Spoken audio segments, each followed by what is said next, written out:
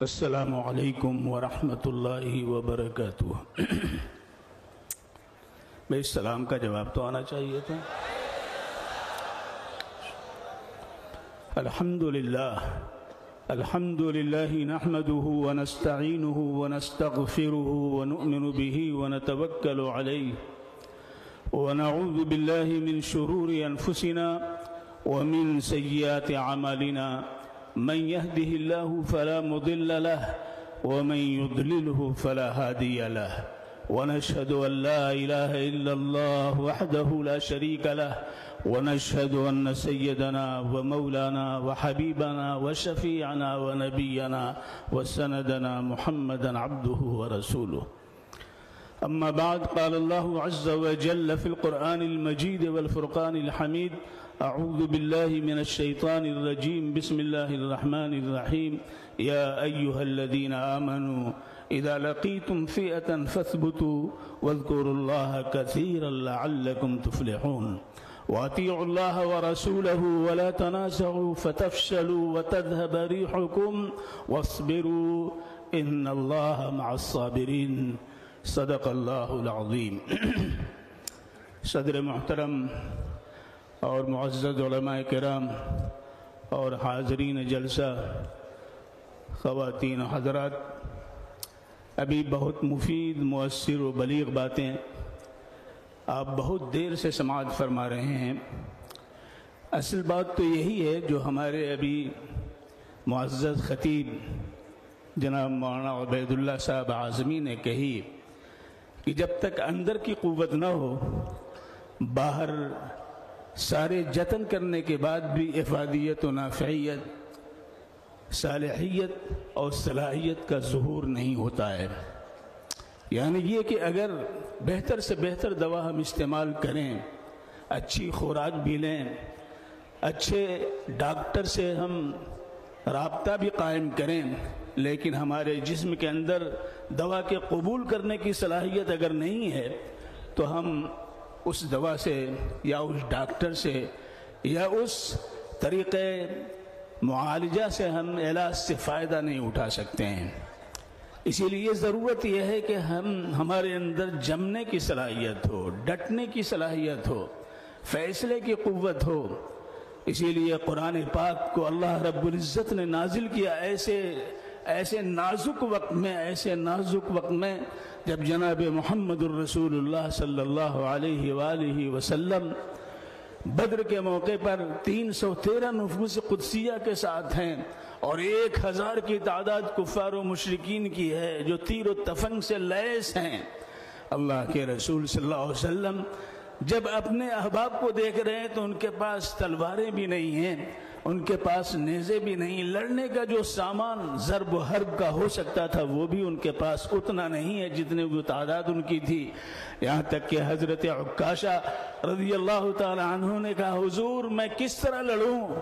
تو جناب محمد الرسول اللہ صلی اللہ علیہ وآلہ وسلم نے ایک کھجور کی شاخ ان کو دے دی اور اللہ کے رسول کے معجزے سے وہ شاخ ایک تلوار کی شکل اختیار کر گئی اور وہ تلوار وہاں تو کام آئی، اس کے ساتھ حضرت امیر معاویہ کے خلافت کے زمانے تک وہ تلوار موجود و محفوظ رہی. تو اللہ تبارک و تعالیٰ کی نصرت کیسے آئی؟ اس ثبات کے ذریعے، اس فیصلے کے ذریعے، ثبات قدمی و ثبات قلبی کے ذریعے، ڈٹنے کے ذریعے.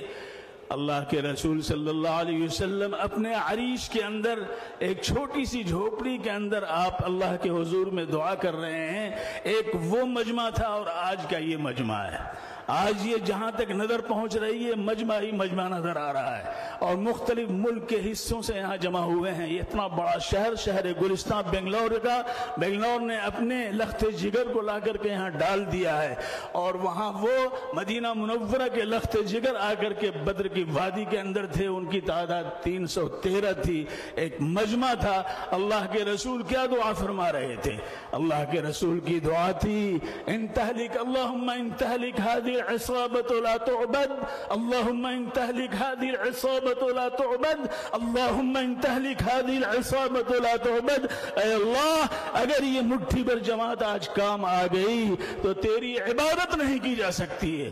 کس قوت کے ساتھ، کس اعتماد کے ساتھ، کس یقین کے ساتھ، کس ایمان کے ساتھ جناب محمد الرسول اللہ صلی اللہ علیہ وسلم نے یہ بات کہی. یہ آیت اس وقت نازل ہوتی ہے، یا ایھا الذین آمنوا اذا لقیتم فئۃ فاثبتوا. اے ایمان والوں سے خطاب کیا گیا ہے، کسی اور سے خطاب نہیں کیا گیا ہے. ان ایمان والوں سے جن کو اللہ رب العزت نے ایمان کی اتنی بڑی دولت دی ہے، اتنی بڑی دولت دی ہے کہ اگر ساری کائنات سونے کی ہو جائے، ساری کائنات سونے کی ہو جائے، اور ایک منکر خدا، ایک ایسا شخص جو اس شریعت کو ماننے والا نہیں ہے، اگر اللہ کے حضور میں اس کائنات کے برابر سونا پیش کرے اور اتنا اور بھی سونا پیش کرنے کی پیشکش کرے اپنی نجات کے لیے، اپنی بقا کے لیے، اپنی مکتی اور چھٹکارے کے لیے، اللہ تبارک و تعالیٰ کے حضور میں اتنا سونا ایک فرد کی مکتی اور چھٹکارے کے لیے، آزادی کے لیے اللہ تعالیٰ قبول نہیں فرمائیں گے.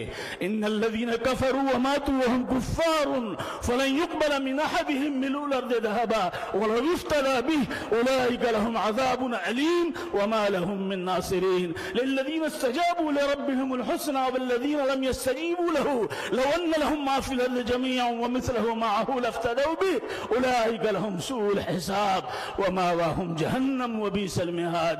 اللہ تبارک و تعالیٰ نے صاف صاف فرمایا ہے. اس لیے اس آیت کو جو اس وقت نازل ہو رہی ہے، یا ایھا الذین آمنوا اذا لقیتم فئۃ فاثبتوا، اے ایمان والو جب تمہاری مدبھیڑ ہو جائے ایسی جماعت سے جو تمہاری زبان کو، تمہاری شناخت کو، تمہاری ثقافت کو، تمہاری روحانیت کو، تمہاری معنویت کو، تمہاری اجتماعیت کو، اگر وہ اس پر نرغے کر رہے ہیں، اس پر وہ اس کو کھول لینے کی کوشش کر رہے ہیں، فاثبتوا، جم جاؤ، قدم بھی جماؤ اور دل بھی جماؤ. اسی لیے ہم نے قرآن پاک دیا ہے. اللہ کہتا ہے قل نزلہ روح القدس من ربک بالحق لیثبت الذین آمنوا واللہ یہدی من یشاء. اللہ تبارک وبشرى من للمسلمین. اللہ تبارک و تعالیٰ نے اتارا ہے قرآن پاک کو اسی لیے تاکہ ہماری دل جمعی بھی ہو سکے اور ہم ثبات قدمی کے ساتھ فیس کر سکیں اپنے مسائل کا، فیس کر سکیں اپنے معاملات کا، فیس کر سکیں اپنے مقابل کا، فیس کریں دنیا کے اندر کارزار حیات میں جو مسائل پیش آئیں اس کو فیس کر سکیں، مقابل کر سکیں. اللہ تبارک و تعالیٰ نے جب کفار و مشرکین مکے والوں نے جب یہ کہا کہ یہ کیا بات، آپ اللہ کے نبی ہیں، تو ایک ہی دفعہ قرآن پاک کیوں نہیں نازل ہو جا رہا ہے؟ یہ بار بار کیوں نازل ہوتا ہے؟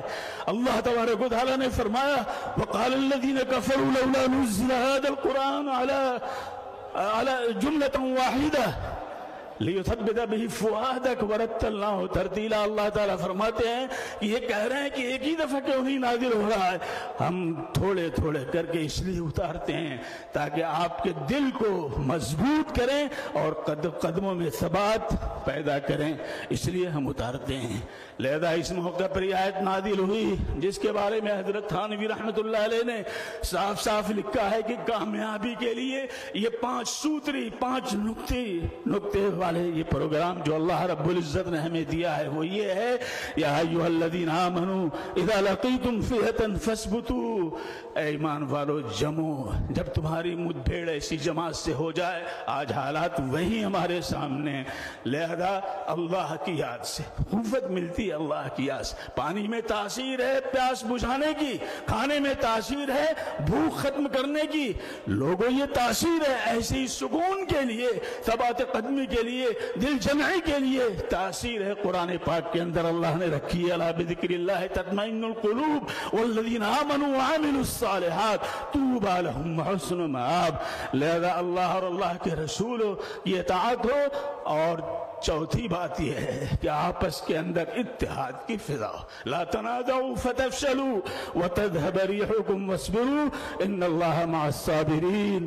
لیکن اگر ہم نے اس میں کوئی کوتاہی کی تو ایسی صورت میں ہمارے لیے جو ہے مشکلات پیش آئیں گی.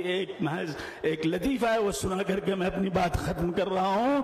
ایک شیر نے ایک گائے کو دوڑایا، گائے بھاگی، بھاگتے اس نے دیکھا کہ اب شیر سے میں نہیں بچ سکتی، تو شیر سے بچنے کے لیے ایک تالاب میں اس نے چھلانگ لگا دی. छलांग उसने जब लगाई तो दलदली जमीन थी, उसमें धंसने लगी। पीछे से शेर आया और शेर ने और जोरदार छलांग लगाई, उससे आगे निकल गया वो पहुंचा, वो भी धंसने लगा।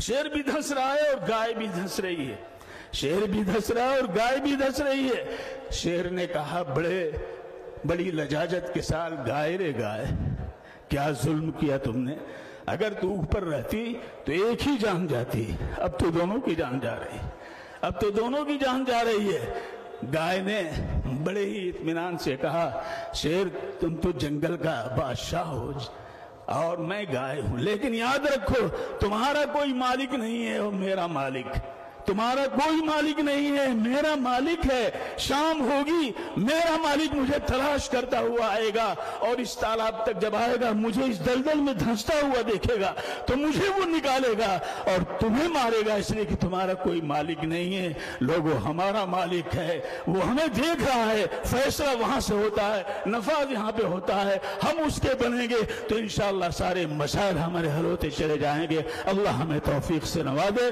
व आखिर दावाना अल्हम्दुलिल्लाह।